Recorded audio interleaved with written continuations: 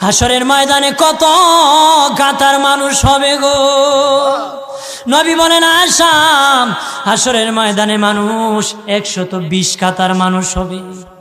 কয় কাতার? আয়েশা রে, হাসরের ময়দানে 120 কাতার মানুষ হবে। আয়েশা সিদ্দিকা বলেন ইয়া রাসূলুল্লাহ, ইয়া রাসূলুল্লাহ, আমি জানতে চাই আপনার রাসূলুল্লাহর উম্মত কত কাতার হবে? নবী বলেন আয়েশা, আমি রাসূলুল্লাহর উম্মত একাই 80 কাতার হবে। আয়েশা বললেন ইয়া রাসূলুল্লাহ, দিনের নবীজি 80 কাতার দিয়ে আপনার উম্মত হবে, আপনার উম্মতকে কেমনে আপনি চিনবেন? নবী বলেন আয়েশা রে, আমার উম্মতকে 3টা পরিচয় আমি চিনব। 1 নম্বর পরিচয়, আমার উম্মতের কপাল থেকে নূর চমকাবে, নূর চমকাবে। নবী বলে বাবা সাহাবীরাম, অসংখ্য ঘোড়ার মধ্যে যদি কিছু চান কপাল্লা ঘোড়া হয়,